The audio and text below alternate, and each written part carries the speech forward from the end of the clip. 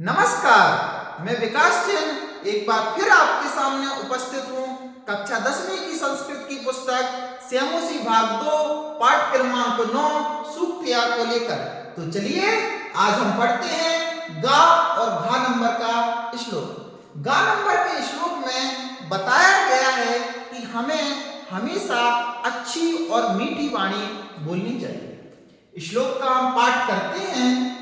त्यक्त्वा धर्म प्रदां वाचं परुषां इभ्युदीरयेत्। त्यक्त्वा धर्म प्रदां वाचं परुषां इभ्युदीरयेत्। परित्यज्य फलं पक्वं भुङ्क्ते अपक्वं विमूढधि।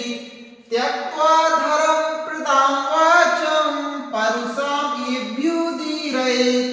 परित्यज्य फलं पक्वं भुङ्क्ते पक्वं विमूढधि।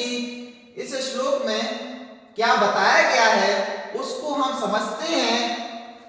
इसका संधि विच्छेद होगा या अभ्युदीरयेत्। यह अर्थात जो पुरुष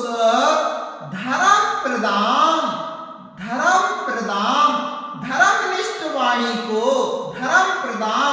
धर्मनिष्ठ वाचम अर्थात धर्मनिष्ठ वाणी को त्यक्त्वा अर्थात छोड़कर, परुषाम अर्थात कठोर, अभ्युदीरयेत् मतलब बोलता है।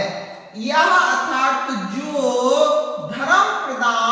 धर्मनिष्ठ वाचम अर्थात वाणी को त्यक्त्वा अर्थात छोड़कर, परुषाम अर्थात कठोर, अभ्युदीरयेत् अर्थात बोलता है। जो धर्मनिष्ठ वाणी को छोड़ करके कठोर वाणी बोलता है वह व्यक्ति, उदाहरण दिया है कि परित्यज्य फलं पक्वम।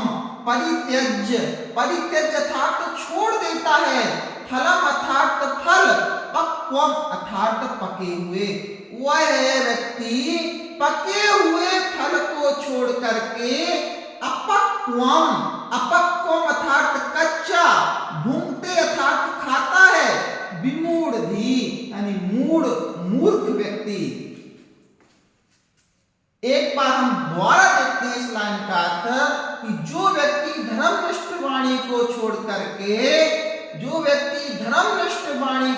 करके कठोर वाणी बोलता है वह विमूढधि, वह मूर्ख व्यक्ति।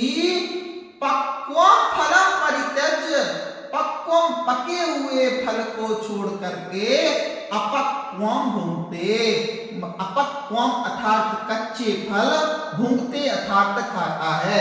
इस श्लोक में बताया गया है कि जो व्यक्ति धर्मनिष्ठ वाणी को छोड़ करके कठोर वचन बोलता है वह व्यक्ति पके हुए फल को छोड़ करके कच्चे फल को खाता है।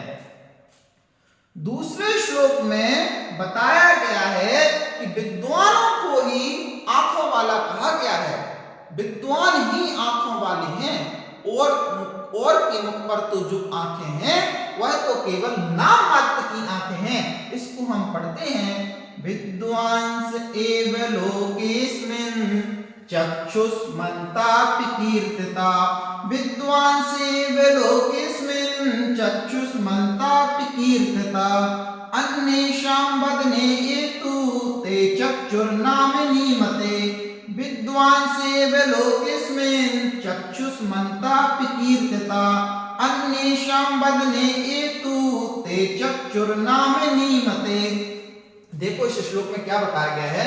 अस्मिन अर्थात इस लोके अर्थात संसार में, अस्मिन अर्थात इस लोके अर्थात संसार में, इस संसार में विद्वान अर्थात विद्वान ये अर्थात ही, विद्वान ही चक्षुष्मन्ता अर्थात आंखों वाले, विकीर्तिता अर्थात कहे गए हैं। इस संसार में विद्वान ही आंखों वाले कहे गए हैं। अन्येषां वदने, अन्येषां मतलब अन्य के, वदने मतलब मुख पर, ई मतलब जो अन्य के मुख पर आंखें हैं। तू ते अर्थात बेदो आंखें, ते अर्थात बेदो आंखें, तू मतलब तो, बेदो आंखें तो चक्षु नामनी मानेंगे था केवल नाम मात्र की मते मतलब मानी जाती हैं। तो इस श्लोक में बताया है कि विद्वान ही इस संसार में आंखों वाले कहे गए हैं और अन्य के मुख पर जो आंखें हैं वह तो केवल नाम मात्र की आंखें हैं।